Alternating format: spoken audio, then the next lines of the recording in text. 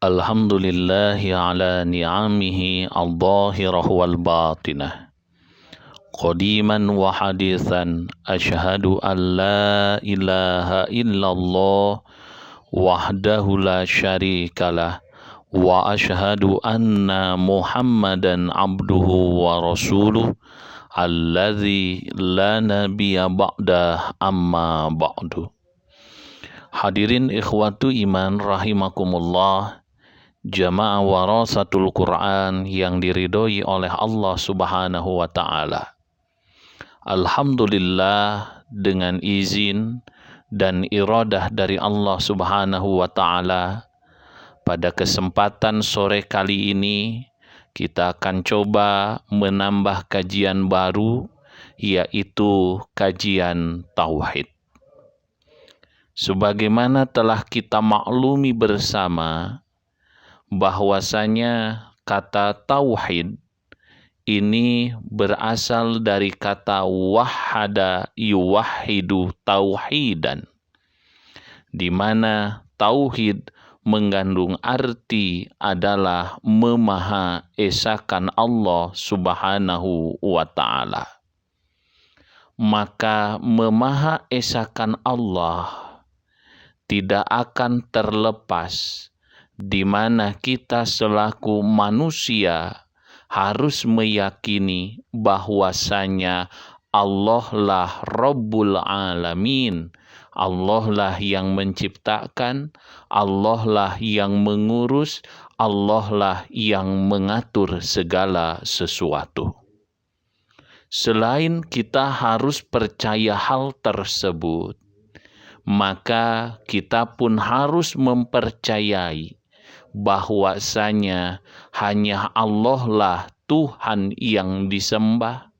La ilaha illallah, tiada Tuhan selain Allah Subhanahu wa ta'ala.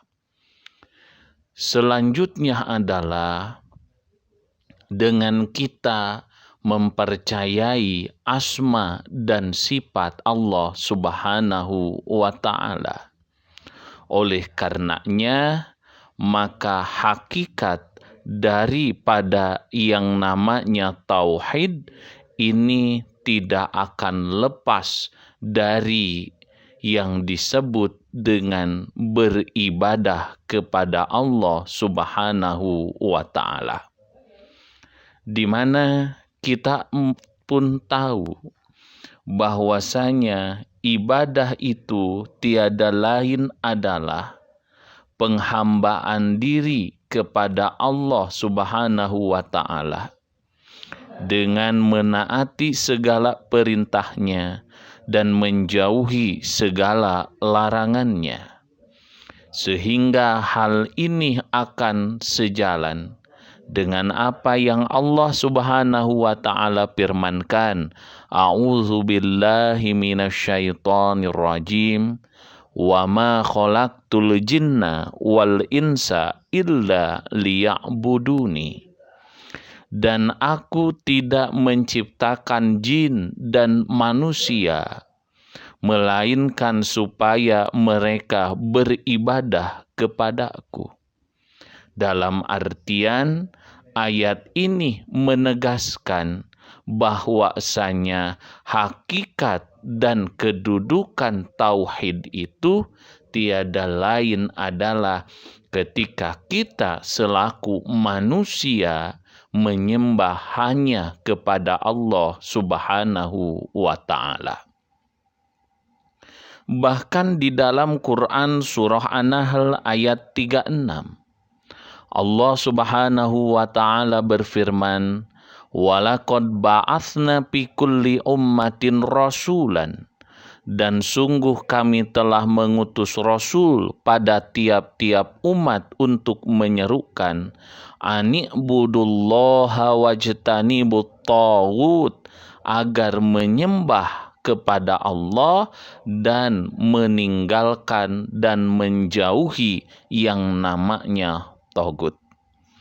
Maka menjauhi taghut tiada lain adalah dengan kita mengingkari, membenci, serta tidak mau menyembah dan memujanya.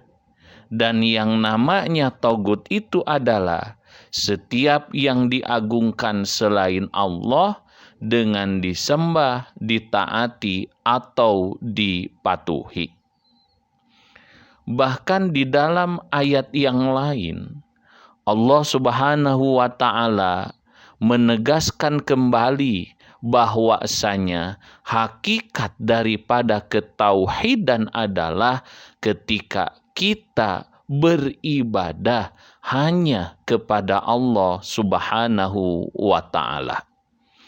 Makanya Allah Subhanahu wa Ta'ala berfirman, wa qada rabbuka alla ta'budu illa iyyahu wa bil walidaini ihsana. Dan Tuhanmu telah memerintahkan kepadamu alla ta'budu illa iyyahu wa bil walidaini ihsana, agar kalian tidak menyembah kecuali hanya kepada Allah Subhanahu wa Ta'ala. Wabil walidaini ihsana, dan hendaklah kalian itu berbuat baik kepada kedua orang tua. Kalau kita perhatikan munasabah pada ayat ini, ada satu keistimewaan, di mana kenapa setiap Allah memerintahkan manusia itu untuk beribadah kepada Allah, itu pasti disandingkan dengan berbuat baik kepada kedua orang tua. Maka di antara hikmahnya, seorang anak akan mudah berbuat baik kepada kedua orang tuanya ketika dilandasi dengan ketauhidan. Sebab ketika seorang anak berbuat baik kepada orang tua dan orang tua berbuat baik kepada anaknya, itu berbeda. Maka kasih sayang orang tua kepada anaknya seperti orang yang turun gunung, tidak memerlukan tenaga yang terlalu besar. Tetapi ketika seorang anak berbuat baik kepada kedua orang tuanya, maka ibarat orang yang naik gunung, membawa yang namanya tas yang berat, sudah mah tasnya berat, jalannya nanjak, dari belakang ada yang menarik. Kalaulah kaki ini tidak kuat, niscaya kita akan terjatuh. Maka ketauhidan inilah yang akan menjadi kaki yang kuat sehingga kita bisa berbuat baik kepada orang tua kita masing-masing. Imma yablughanna indakal kibara ahaduhuma au kilahuma fala taqul lahuma uffin. Adapun apabila salah seorang di antara keduanya atau dua-duanya sudah sampai kepada masa usia senja, fala taqul lahuma uffin, maka janganlah sekali-kali kamu mengatakan wala tanharhuma, dan janganlah kamu membentak keduanya, wa qul lahuma qaulan karima, dan hendaklah kamu berkata yang mulia. Kenapa digarisbawahi masa usia senja?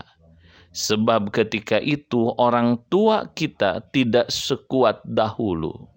Maka ketika itu yang dibutuhkan adalah perhatian kasih sayang dari anak-anaknya, dan agar anak bisa berbuat baik kepada orang tuanya. Sebab memang tadi diibaratkan sudah mah jalan naik gunung itu nanjak, bawa tas yang berat, dari belakang ada yang menarik.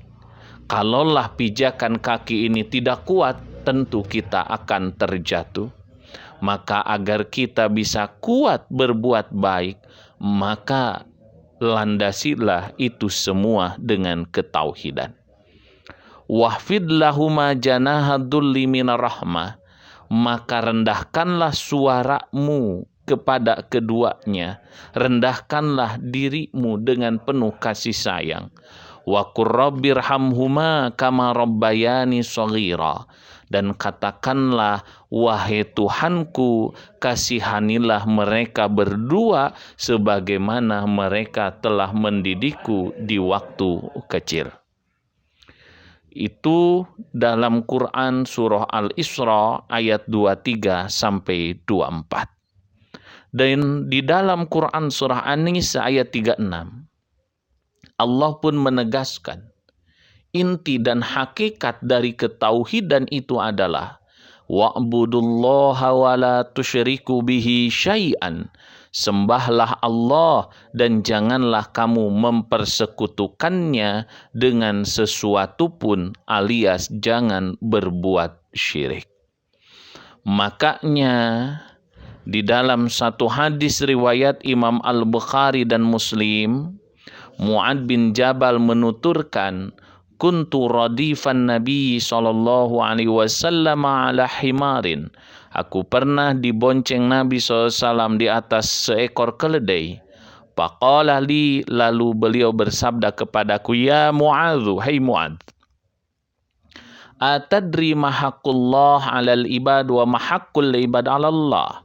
Hai Mu'adz, tahukah kamu apa hak Allah yang wajib dipenuhi oleh para hambanya, dan apa hak para hamba yang pasti dipenuhi oleh Allah? Qultu, aku berkata, Allahu wa rasuluhu a'lam. Allah dan Rasulnya lah yang lebih mengetahui. Haqqullah 'alal ibad ayya'buduhu wa la yusyriku bihi syai'an. Hak Allah atas hambanya adalah agar mereka menyembah hanya kepada Allah dan tidak menyekutukan sesuatu pun dengan Allah.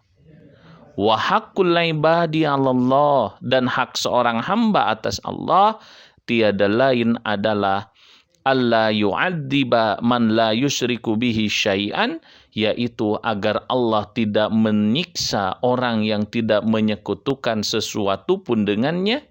Qultu ya Rasulullah afala ubasyirun nas, wahai Rasulullah, apakah boleh saya sampaikan kabar gembira ini kepada mereka? Qala la tubasyirhum payat takilu. Maka Nabi SAW bersabda, janganlah kamu menyampaikan kabar gembira ini pada mereka sehingga mereka nanti akan bersikap menyandarkan diri. Maka ayat-ayat dan hadis tersebut menegaskan kepada kita semua, puncak dari hakikat ketauhidan adalah menyembah hanya kepada Allah Subhanahu wa ta'ala. Yang kedua, tiada lain adalah mengingkari tagut.